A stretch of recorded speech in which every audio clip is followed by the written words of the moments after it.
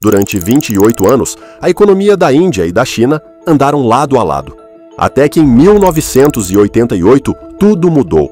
Dali em diante, a China viu sua economia disparar até chegar a ser 4,7 vezes o tamanho da economia indiana hoje em dia. Apesar dessa diferença, especialistas indicam que a Índia se tornará a nova China, já que sua economia cresceu 550% desde 2003. Mas isso pode estar completamente errado, porque o que fez a China crescer não foi sorte e nem apenas abrir a economia. E sim, um modelo centralizado, onde o governo central trabalha junto com os governos locais, todos seguindo o mesmo plano. Essa forma de organização vem de uma tradição antiga na China, influenciada pelo confucionismo, que valoriza hierarquia e respeito à autoridade central. Na Índia, a lógica é diferente. Tudo é baseado em autoridades locais, e o verdadeiro problema da Índia não é não saber o que precisa ser feito, mas sim não conseguir executar o mesmo modelo por causa de algo muito maior. E por isso que talvez a Índia nunca cresça como a China. Na China, por séculos, o confucionismo moldou a forma como a sociedade se organiza. Esses valores ajudaram a criar um sistema político centralizado, onde decisões vindas do topo são executadas rapidamente na base. Tanto é que durante mais de 2000 anos, de 221 a.C. até o início do século XX, a China foi governada por sucessivas dinastias imperiais, como a Han, a Tang e a Qing, sempre sob uma estrutura altamente centralizada. Mesmo quando fronteiras mudavam ou dinastias caíam, a ideia de um imperador no topo, controlando um vasto aparato administrativo, permaneceu. Esse padrão consolidou a noção de que a prosperidade dependia da obediência e da coordenação em escala nacional. Na Índia, por séculos, a organização social foi moldada por dois elementos centrais: o sistema de castas e a fragmentação política em reinos regionais.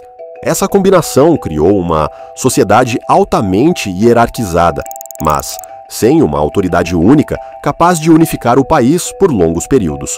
Em vez de um comando central forte, predominavam lealdades locais. O boom econômico da China começou no fim dos anos 70, quando Deng Xiaoping lançou as reformas e abertura. A ideia era manter o controle político centralizado.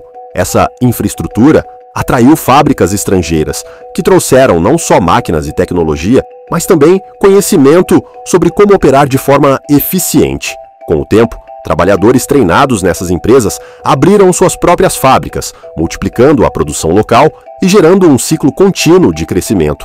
Tudo isso foi possível porque a China já tinha uma cultura política centralizada, herdada de séculos de tradição confucionista, onde governos locais seguiam metas claras definidas pelo topo e competiam para mostrar resultados. Esse alinhamento entre cultura, governo e economia acelerou a transformação do país na maior potência industrial do mundo. A ideia era manter o controle político centralizado, mas adotar práticas que já tinham dado certo em países prósperos como o Japão fez em Yokohama e Kobe, cidades portuárias que se tornaram grandes centros industriais e de exportação de automóveis, aço e eletrônicos. Da mesma forma, a Alemanha desenvolveu o Porto de Hamburgo como um polo industrial, ligado por ferrovias e rodovias, conectando fábricas diretamente às rotas marítimas. Na China, essa estratégia foi aplicada logo no início das reformas de Deng Xiaoping, com a criação das zonas econômicas especiais em cidades costeiras como Shenzhen, Zhuhai e Xiamen.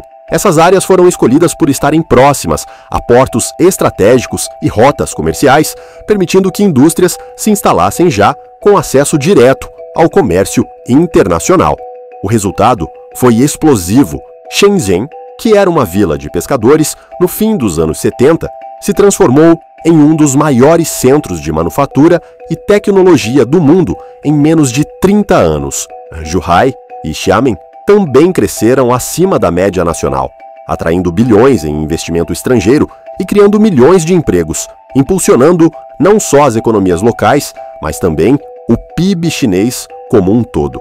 A Índia também buscou seguir um caminho parecido, criando polos industriais e zonas econômicas especiais em cidades como Mumbai, Chennai e Visakhapatnam, todas com acesso a grandes portos e potencial exportador.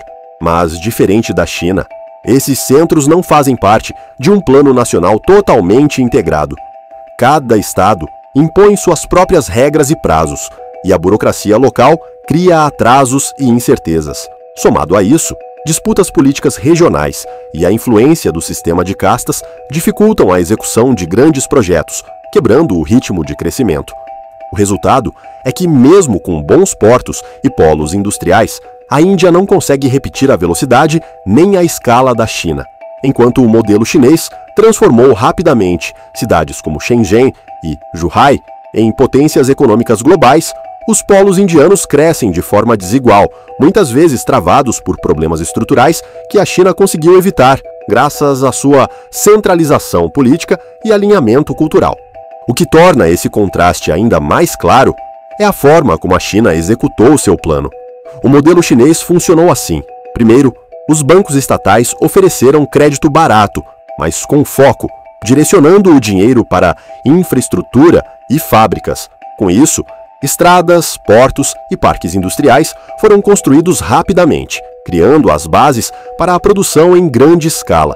Na China, essa injeção de recursos era planejada e coordenada entre governo central e governos locais, o que permitia que obras fossem concluídas em tempo recorde e que novas indústrias surgissem já com acesso à logística e exportação. Esse nível de alinhamento é exatamente o que a Índia não consegue replicar, pois cada estado opera com regras e prioridades próprias. Outro ponto crucial é a capacidade administrativa no nível local. Na China, a maior parte dos funcionários públicos trabalha diretamente nas cidades e províncias, o que garante agilidade para implementar projetos e resolver entraves para investidores. Já na Índia, a estrutura é invertida. A maioria está no nível estadual ou federal, e há poucos servidores atuando diretamente onde as obras e fábricas estão. Isso significa que, mesmo quando existe verba para infraestrutura ou incentivos para atrair empresas, muitas cidades indianas não conseguem executar os projetos com a mesma velocidade da China. Em alguns casos, governos locais simplesmente não utilizam todo o orçamento recebido, seja por falta de pessoal, seja por disputas políticas, atrasando ainda mais o desenvolvimento. Mas não foi só a centralização e a capacidade de execução que deram vantagem à China. Havia um fator silencioso que já estava presente antes mesmo das reformas de Deng Xiaoping: a base educacional. No fim dos anos 70, enquanto a Índia ainda tinha altos índices de analfabetismo e baixa escolaridade média, a China já havia conseguido alfabetizar grande parte de sua população. Essa diferença, que pode parecer apenas social, foi, na prática, um ativo econômico decisivo. Com essa base, a China conseguiu atrair fábricas estrangeiras que precisavam de trabalhadores capazes de seguir instruções, operar máquinas e lidar com processos padronizados. E o impacto foi além.